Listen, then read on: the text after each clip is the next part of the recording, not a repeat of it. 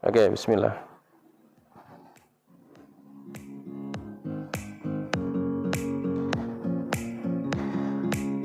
Yo, assalamualaikum warahmatullahi wabarakatuh. Selamat pagi, salam sehat dan tetap semangat.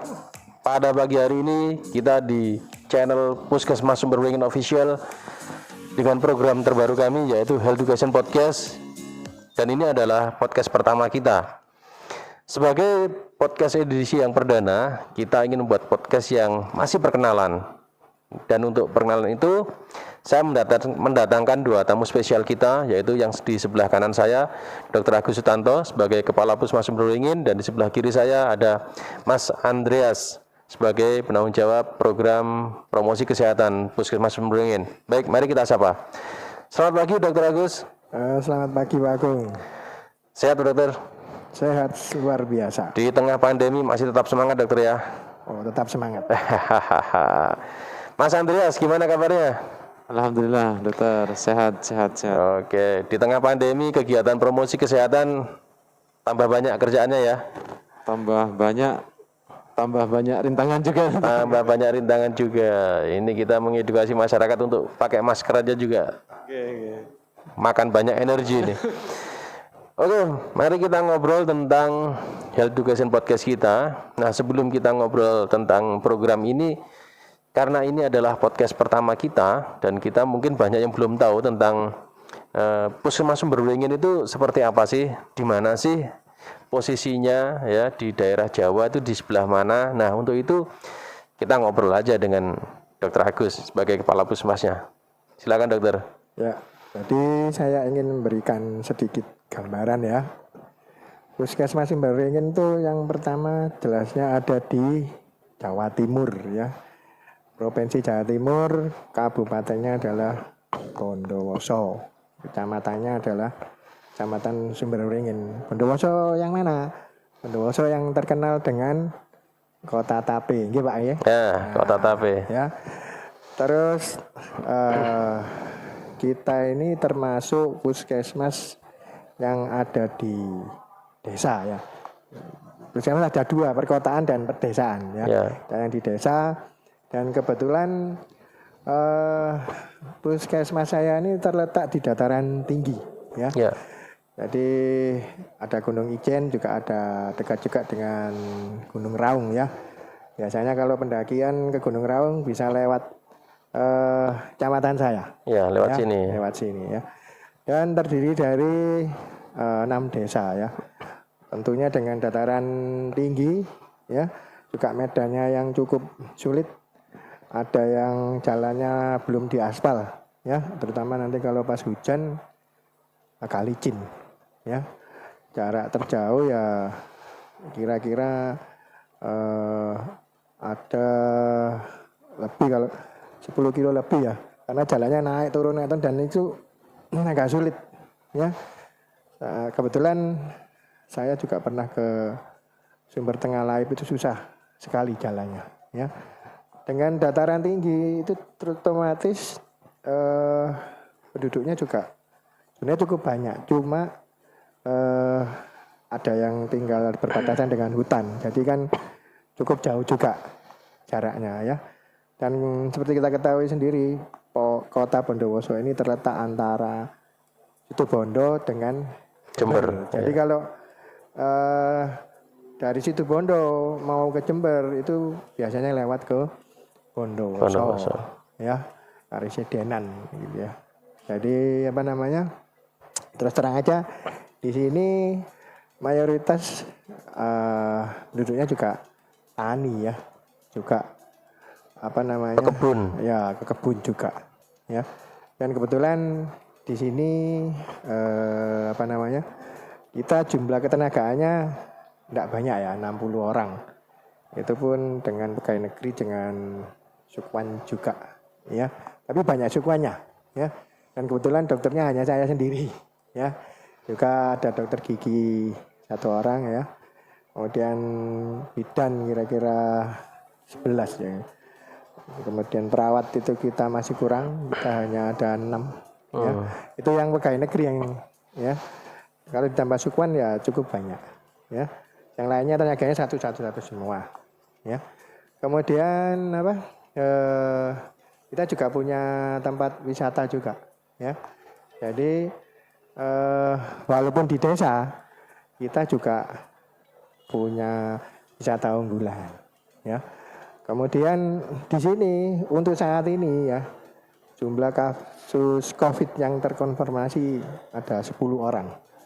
Sedikit memang, ya mungkin belum ketemu nih, ya. Itu kemudian apa namanya? Kalau letak puskesmasnya sih enak ya, sudah beraspal, jalan cuma agak masuk, ya. Jadi itu sedikit gambaran dari Puskesmas Sumber Beringin, ya. Ya, dengan dataran yang lumayan tinggi, di sini udaranya sejuk sekali, dokter. Betul. Dan airnya itu, masya Allah, dingin banget. Dingin ya, seperti es. Ya, jadi di terik siang bolong aja kita kalau ambil air itu seperti air kulkas ya, dokter ya. Betul. Dan itu sangat enak sekali.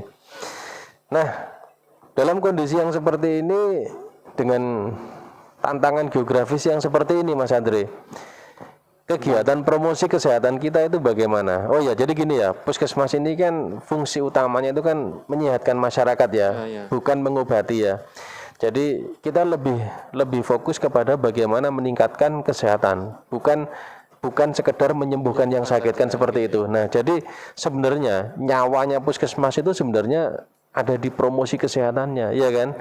Pada saat promosi kesehatan itu berjalan dengan baik, saya kira derajat kesehatan meningkat dan pengobatan pun tidak begitu berfungsi kan gitu. Ya walaupun tetap ada aja yang sakit, tapi yang namanya kesehatan itu harapan.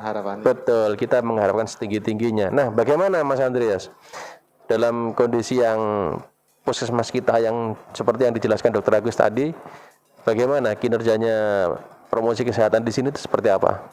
Ya kalau kinerjanya ya, lumayan Berat ya? sudah ya berat, dan karena keadaan geografinya juga ini apa, jalannya juga sangat terjal, kita ada daerah terpencil seperti itu, dokter. Jadi tapi kita tetap menjangkau semuanya, malah itu yang kita sukai gitu ya. Karena kalau kita hanya berjalan di jalan yang mulus saja, sepertinya monoton begitu. Setengahnya berpetualang ini ya. Jadi itu yang membuat kita lebih bersemangat untuk ke lapangan gitu. Karena ada seninya di sana di jalan, kita bisa ketawa-ketawa sama teman-teman seperti itu. Apalagi dengan pemandangan yang luar biasa, bagus gitu. Jadi itu. Nah, untuk dalam kondisi pandemi seperti ini bagaimana? Apakah tetap dilakukan sebagaimana biasanya atau bagaimana? Ya tidak seperti biasanya, benar jelas ya, karena tentu saja berubah ya. kegiatan kita kan tatap muka ini ya. Iya, betul. Kegiatan kita tatap muka dengan masyarakat, dengan adanya pandemi ya kita harus jaga jarak dan membatasi itu gitu, dokter. Jadi kesulitan dalam pandemi ini kita tidak boleh berdekatan ya, kita tidak boleh mengumpulkan banyak orang.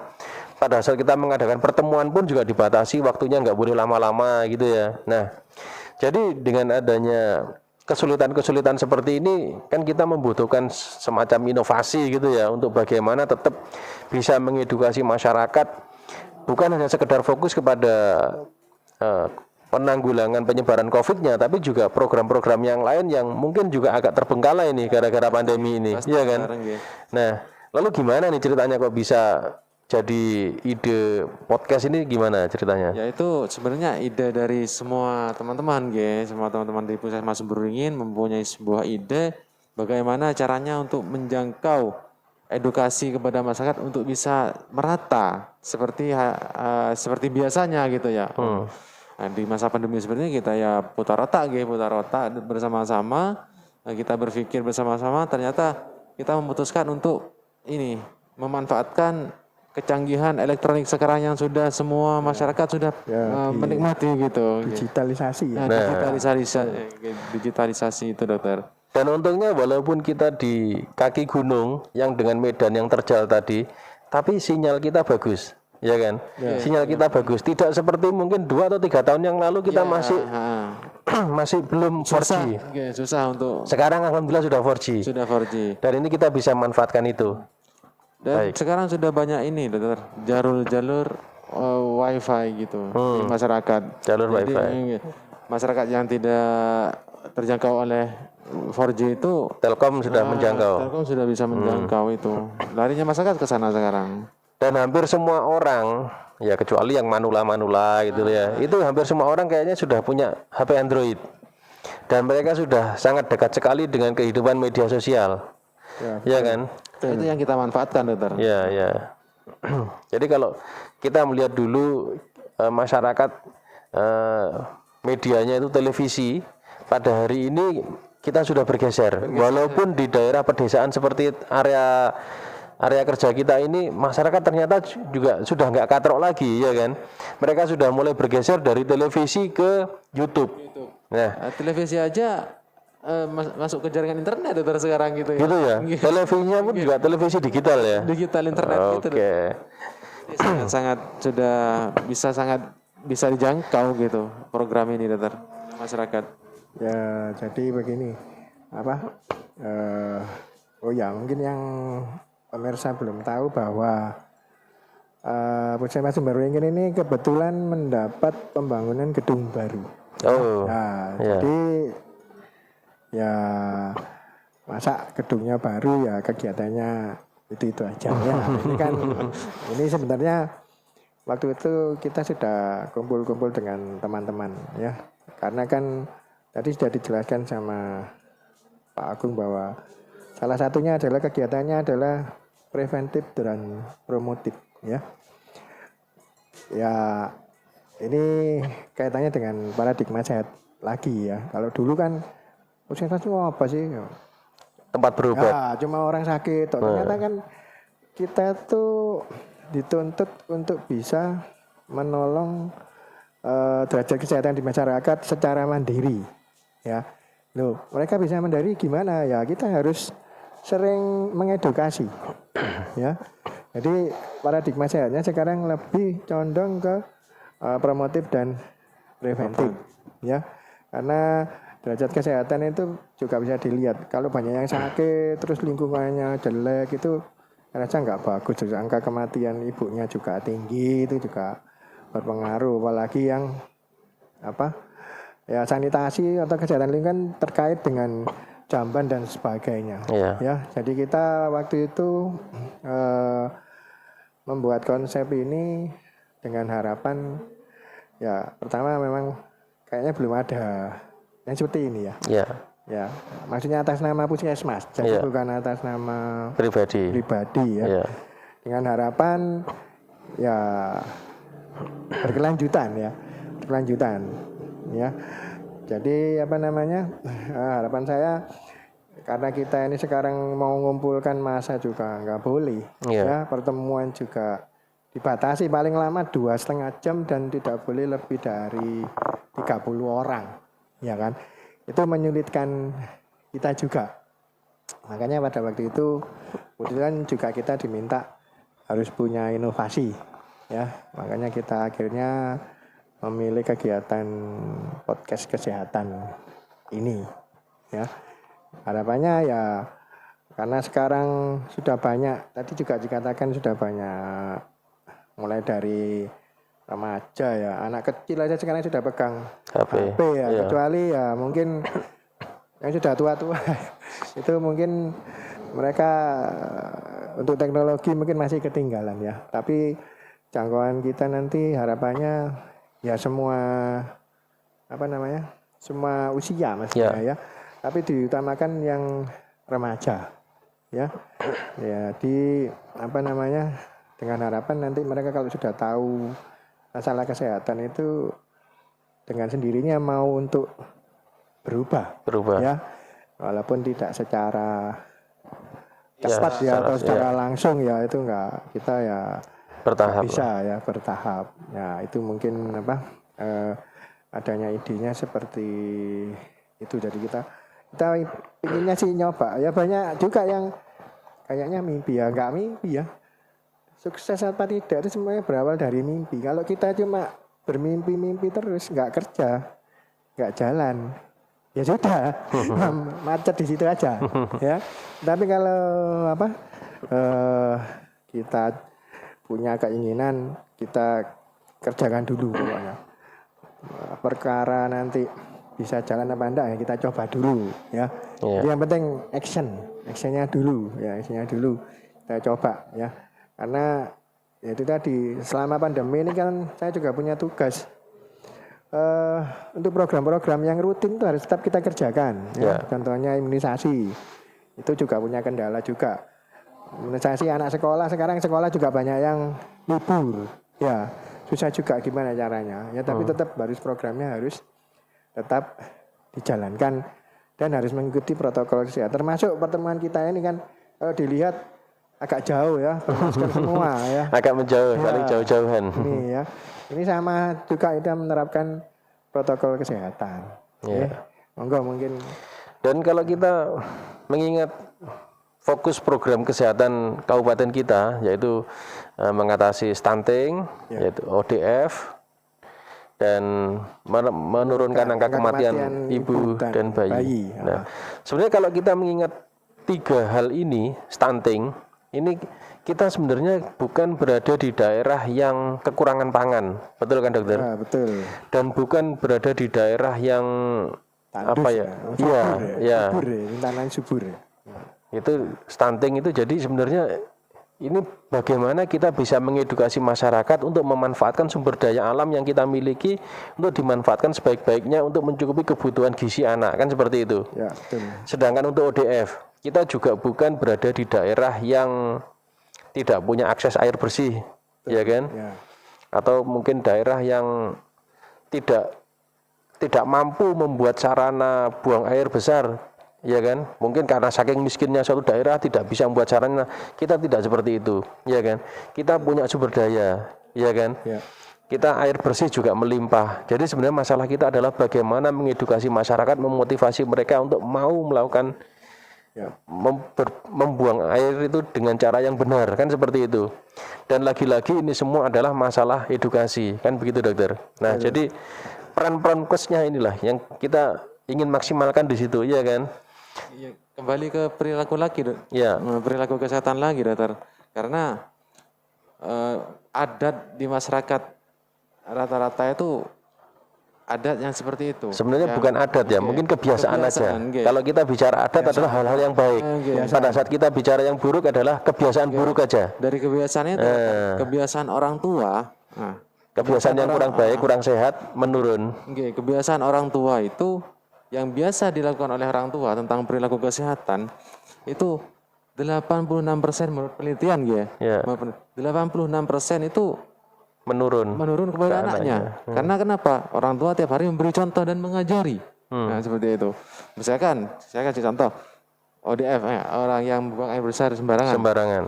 Rata-rata anaknya itu diajak ke sungai. Akhirnya menjadi mindset bagi anak, oh berarti di sungai ini tidak apa-apa. Berarti di sungai itu tidak melanggar apa-apa, kan seperti itu. Itu satu contoh. Seperti juga orang yang merokok, dokter. Orang tua yang merokok, rata-rata anaknya juga jadi perokok. Karena menurut mereka orang tua, apapun yang dikatakan orang tua, anak-anak kan harus dituntut untuk menurut. Karena dari sana terbentuk pola pikir anak bahwa perkataan orang tua dan perilaku orang tua itu selalu benar. Contoh, sebagai contoh. Misalkan anak-anak itu kan, Dek, jangan kalau ngasihkan sesuatu jangan pakai tangan kiri. Nah, itu kan sesuatu yang benar ya. Tidak boleh pakai tangan kiri, harus pakai tangan yang kanan. Nah, seperti itu. Nah, menurut anak akan terbentuk mindset bahwa anak itu, orang tua itu selalu benar menurut anak kita. Karena anak kita masih kertas putih yang kosong kan. Betul. Nah, dari sana semua perilaku, semua perkataan termasuk perilaku merokok, perilaku kesehatan lainnya seperti yang BAB di sungai, itu menurut anak akan dibenarkan. Nah, dari sana terbentuk pola perilaku yang tidak dianggap hal yang tabu. Gitu, pasti. Jadi itu sudah saya sendiri yang waktu itu neliti di Kecamatan Grujugan, 86% hubungan perilaku orang tua dengan perilaku kesehatan anak itu 86% sangat berhubungan, seperti itu. Anak copy paste orang tuanya. Copy paste. Makanya ada kata-kata buah tidak jauh dari pohonnya. Gitu. Tapi bisa saja jauh kalau ini ada sungai kan seperti itu. Makanya itu dengan adanya perkembangan teknologi seperti ini, anak sudah dengar dengan teknologi, kita mempengaruhi ke arah yang positif dengan media itu. iya kan? Iya, Dokter. Kita memberikan edukasi-edukasi positif dengan menggunakan media yang sekarang ini sudah di genggaman anak-anak, bahkan tadi Pak Dokter bilang anak kecil pun sekarang banyak yang pegang HP, ya kan? Iya. Nah, pada saat kita mengajarkan anak-anak hal-hal yang positif melalui channel kita dengan program ini, mudah-mudahan ini bisa menyentuh pemahaman masyarakat, menginspirasi mereka untuk berubah dan bisa memotivasi mereka untuk melakukan itu, mengaplikasikan itu. Harapan kami ya seperti itu. Oke. Kita putuslah rantainya, rantai kebiasaan perilaku yang menyimpang. Kita ingin memutusnya. Kita putus rantai, rantai perputarannya kita putus. Dengan cara apa? Ya melewati ini. Salah satunya. Ya salah satu program ini, karena program ini akan menjangkau semuanya, kan seperti itu. Orang tua, remaja kan pasti kita jangkau. Harapan kami akan memutus rantai perputaran kebiasaan yang menyimpang. Nah, untuk memaksimalkan upaya ini mungkin kita akan butuh dukungan lintas sektor ya Pak Dokter ya. Ya, jadi karena kita ini adalah institusi pemerintah kan ya. Jadi sebetulnya Puskesmas itu kan unit yang paling depan, ya, unit kesehatan di bawah dinas kesehatan yang paling depan yang langsung bersentuhan dengan masyarakat ya. Dan tentunya selain program-program rutin, kita juga membantu visi misi yang digariskan oleh kabupaten ya. Terutama tadi itu sudah disebutkan ada menurunkan angka kematian ibu dan bayi ya, stunting, juga masalah ODF ya. Karena kalau open defecation free ini maksudnya jangan buang air besar sembarangan, itu tidak bisa kita kerjakan sendiri ya. Ini sudah melibatkan selain kesehatan ya ditambah dengan instansi lain ya, mungkin dari dinas sosial, kemudian dari Perkim ya. Dan memang dari Puskesmas sendiri itu kita butuh dukungan ya, dukungan lintas sektoral terutama dari kecamatan ya, kemudian dari desa ya. Itu biar apa ya, program-program yang ada di tempat kita itu bisa berjalan ya. Karena kalau kita ya benar, kalau urusan kesehatan itu punyanya Puskesmas ya, karena Puskesmas itu punya wilayah. Yang namanya Puskesmas pasti punya wilayah, tidak mungkin tidak punya wilayah ya. Kecuali praktek pribadi ya, itu tidak punya wilayah. Jadi harusnya kita perlu dukungan, baik itu pokoknya dari Muspika ya, yang terdiri dari Danramil, Kapolsek dan Pak Camatnya. Tapi di sini ya selama saya tugas di sini ya kita bersyukur karena mereka banyak membantu kita. Kerjasamanya ya. bagus ya. Kemudian ada operasi justisi apa itu juga kita dilibatkan ya. Jadi kalau saya pribadi, kalau untuk sarana dan prasarana podcast ini ya untuk sementara kita mandiri ya Pak Agung ya. Iya. Karena kalau nunggu dana ya kapan jalannya ya. Yang itu yang kedua. Yang ketiga ya nanti kita sebenarnya ingin menggandeng ya Muspika setempat ya. Mungkin juga bisa untuk kepala desanya maupun dari mana dinas kesehatan itu untuk mengisi podcast kesehatan kita ya. Jadi tidak melulu kita isi sendiri ya. Jadi menurut saya mudah-mudahan nanti kalau kedepannya ini bisa berjalan, karena ini masih edisi perdana ya. Harapan saya nanti podcastnya kita juga melibatkan lintas sektoral ya, bisa terutama di kecamatan ya, dinas kesehatan. Selama belum ada ya kita isi dengan tugas dari kita sendiri ya. Harapannya nanti semua bisa melihat, itu juga memudahkan kita memberikan edukasi sehingga mereka bisa menolong dirinya sendiri ya dalam hal kesehatan secara mandiri. Mungkin itu. Monggo. Baik, jadi kita akan berusaha semaksimal mungkin dalam mengupayakan edukasi kepada masyarakat dengan melalui media informasi yang sekarang sudah sangat akrab di masyarakat ya dengan teknologi internet ya.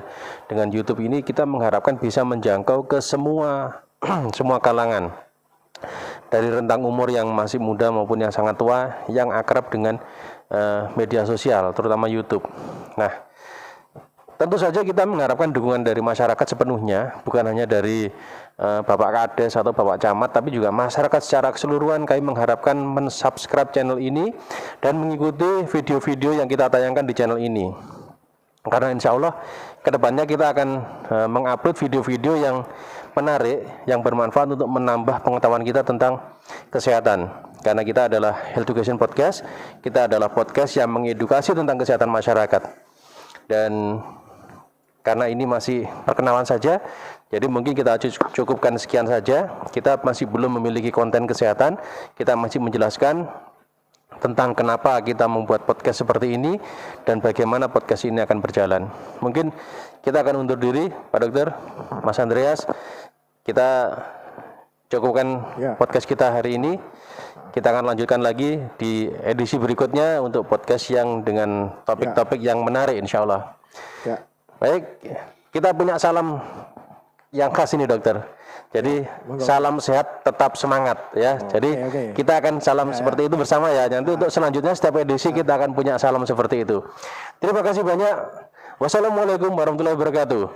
Salam sehat tetap semangat.